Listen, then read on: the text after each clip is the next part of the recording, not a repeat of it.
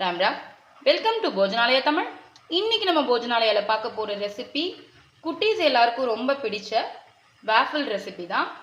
அதில் நம்ம இன்னைக்கு சாக்கோ வேஃபிள் ரெசிபி தான் பண்ணி காமிக்க போகிறோம். எப்படி ரெஸ்டாரண்ட் ஸ்டைல் நம்ம ஹோம்மேடாக பண்ணலாம் அப்படின்னு பார்க்கலாம். இந்த வீடியோக்குள்ளே போகிறதுக்கு முன்னாடி நம்மளோட போஜனாலயா தமிழ் சேனலை மறக்காமல் சப்ஸ்கிரைப் பண்ணிக்கோங்க.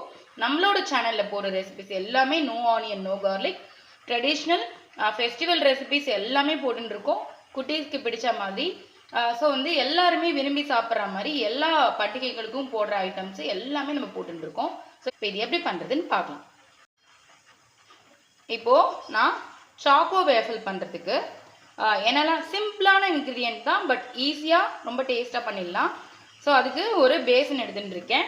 அதில் இந்த மாதிரி ஒரு கப் எடுத்துக்கோங்க. கப் இல்லைன்னா பரவாயில்ல, ஒரு டம்ளரோ டபராவோ எது வேணாலும் எடுத்துக்கலாம். அதில் ஒரு கப்பு கோதுமை மாவு சேர்த்துக்கிறேன்.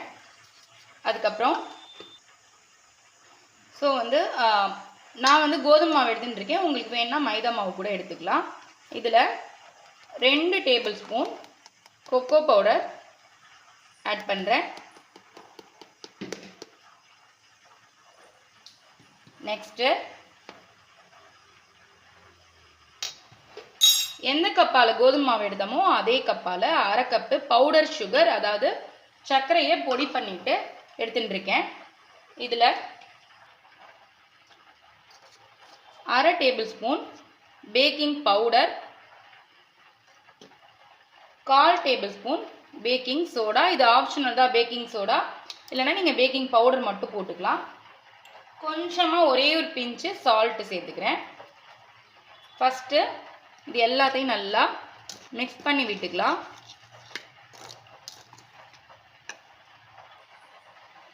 இது எல்லாத்தையும் நல்லா மிக்ஸ் பண்ணிண்டாச்சு. இதில் ஒரு 1/4 கப்பு பட்டர் சேர்த்துக்கிறேன். பட்டர் மெல்ட் பண்ணிவிட்டு சேர்த்துக்கணும். அதையும் நல்லா மிக்ஸ் பண்ணிடுங்க. இதில்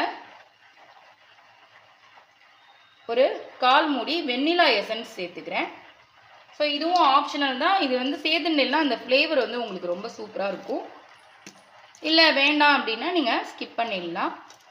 இதில் எல்லாமே ரொம்ப விலை கம்மியான ஐட்டம் தான். நீங்கள் ஒரு தடவை வாங்கி வச்சுட்டே அப்படின்னா நிறையா தடவை நம்ம யூஸ் பண்ணிக்கலாம். அஃபோர்டபுளான ப்ரைஸஸில் தான் கிடைக்கிறது இது எல்லாமே.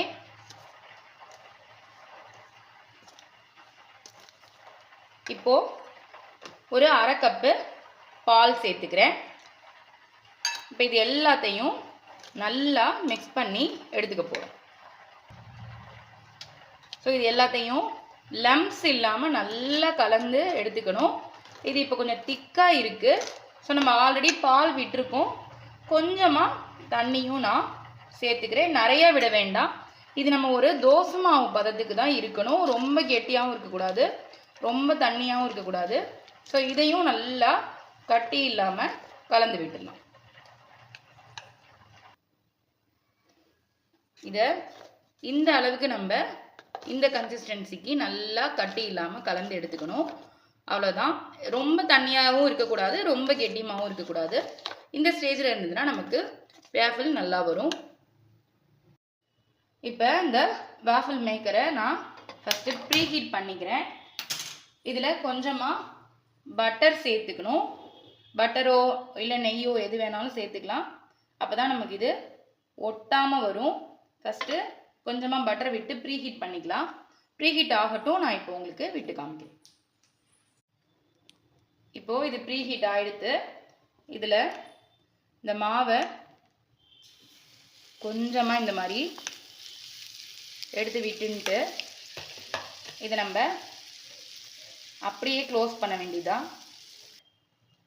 இப்போ இதை நான் க்ளோஸ் பண்ணிட்டேன். இதில் ஒரு லாக் இருக்குது, நான் அதை போட்டுடுறேன். 2 நிமிஷம் கழிச்சு நம்ம இதை பார்க்கலாம். இப்போ பார்த்தீங்கன்னா இது வெந்துட்டான். நம்ம திறந்து பார்க்கலாம். சூப்பராக வெந்திருக்கு. இதை நம்ம அப்படியே எடுத்து ஒரு பிளேட்டில் கவுத்து போட்டோம் அப்படின்னா சூப்பராக நமக்கு கிடச்சிரும். கரண்டியோ ஸ்பூனோ எதுவுமே யூஸ் பண்ண வேண்டாம். அப்படியே ஒரு பிளேட்டில் வச்சு அப்படியே நம்ம திருப்பினோம் அப்படின்னா அழகான நமக்கு வேஃபிள் கிடச்சிரும். இப்போது இதில் திரும்பவும் கொஞ்சம் பட்டர் அப்ளை பண்ணிட்டு மாவை எடுத்து இதே மாதிரியே விட்டுக்கலாம். உங்ககிட்ட ப்ரஷ் மாதிரி ஏதாவது இருந்ததுன்னா கூட நீங்கள் அந்த ப்ரஷ்ஷை வச்சு பட்டரை அப்ளை பண்ணிக்கலாம். ஸோ அவ்வளோதான். லைட்டாக இந்த மாதிரி ஊற்றிட்டு நீங்கள் ஸ்ப்ரெட் பண்ணி விட்டேன் அப்படின்னா எல்லா பக்கமும் நமக்கு அழகாக வந்துடும். அதோட ஷேப்பும் பார்த்தீங்கன்னா நமக்கு அழகாக என்ன ஷேப்பில் இது இருக்கோ அதே மாதிரியே நமக்கு கிடச்சிரும். கொஞ்சம் பொறுமையாக ஃபஸ்ட்டு பண்ணினோம் அப்படின்னா ஃபஸ்ட்டு ஒரு 1-2 பண்ணும்பொழுது கஷ்டமாக இருக்கும். அதுக்கப்புறம் நமக்கு நல்லா பர்ஃபெக்ட் ஷேப்பில் அழகாக குட்டீஸ்க்கு பிடிச்ச மாதிரி வர ஆரம்பிச்சிரும். ஸோ இதுக்கு மேலாப்லேயே நீங்கள் வேணும்னா கொஞ்சம் பட்டர் போட்டுக்கலாம். ஸோ இதை அப்படியே இப்போது மூடி வச்சுக்கலாம். இப்போது இதுவும் வெந்துருதான்னு பார்க்கலாம். வாவ், ரொம்பவே சூப்பராக வந்திருக்கு நமக்கு. ஆக்சுவலாக ஃபஸ்ட்டு பண்ணும்பொழுது கொஞ்சம் ஒட்டினா மாதிரி வந்தது. அதுக்கப்புறம் பார்த்தீங்கன்னா கொஞ்சம் பொறுமையாக சிம்மில் வச்சு வேக விட்டு கொஞ்சம் பட்டரையும் மேலே நம்ம அப்ளை பண்ணிட்டோம்னா இந்த மாதிரி நமக்கு பர்ஃபெக்ட் ஷேப்பில் கிடைக்கும். ஸோ சூப்பரான சாக்கோ வேஃபில் ரெடி ஆகிடுது. சூப்பரான சாக்கோ வேஃபில் ரெசிபி ரெடி ஆகிடுது. எவ்வளோ பர்ஃபெக்ட் ஷேப்பில் நமக்கு கிடச்சிருக்குன்னு பாருங்க. இது ரொம்பவே ஒரு ஈஸியான ரெசிபி தான். நம்ம வந்து இப்போது கோதுமை மாவு வச்சு நான் உங்களுக்கு பண்ணி காமிச்சிருக்கேன். நீங்கள் வேணும்னா மைதா மாவு கூட யூஸ் பண்ணிக்கலாம். நான் அந்த மாதிரி நிறையான ஹெல்த்தியான வேஃபில் ரெசிபீஸ்லாம் கூட பண்ணலாம். நான் உங்களுக்கு அப்புறமா பண்ணி காமிக்கிறேன். ஸோ வந்து இது மேலே நான் வந்து டாப்பிங்காக சாக்லேட் சிரப் மட்டும் ஊற்றி காமிக்கிறேன். ஸோ குட்டீஸ்க்கு நீங்கள் இந்த மாதிரி கொடுக்கும் பொழுது இந்த மாதிரி சிரப் மேலே டாப்பிங் பண்ணி அவங்களுக்கு பிடிச்ச மாதிரி நட்ஸு கூட போட்டு கொடுக்கலாம். சாக்கோ சிப்ஸ் இருந்ததுன்னா அதுவும் போட்டு கொடுக்கலாம். ஸோ வந்து இல்லை நீங்கள் ஃபுல்லாக கூட இந்த சாக்லேட் சிரப்பை ஸ்ப்ரெட் பண்ணியும் கொடுக்கலாம். நான் இப்போது ஊற வச்ச பாதாம் சாப் பண்ணினது என்கிட்ட இருந்ததுனால நான் அது போட்டிருக்கேன். உங்ககிட்ட என்ன இருக்கோ நீங்கள் போட்டுக்கலாம். ஸோ ஈஸியாக டக்குன்னு செஞ்சிடலாம். இப்போ உங்ககிட்ட வேஃபில் மேக்கர் இல்லை அப்படின்னா பரவாயில்ல. இந்த நான் ப்ரிப்பேர் பண்ணி காமிச்ச அந்த மாவை நீங்கள் அப்படியே வந்து தோசைக்கல்லில் விட்டு குழந்தைங்களுக்கு பேன் கேக் மாதிரியும் விட்டு கொடுக்கலாம். ஸ்வீட் வந்து உங்களுக்கு ஏற்ற மாதிரி நாட்டு சர்க்கரையோ சுகரோ எது வேணாலும் போட்டுக்கலாம். இல்லை தேன் கூட விட்டுக்கலாம். இது மேலாப்பில் தேனும் விட்டு கொடுக்கலாம்.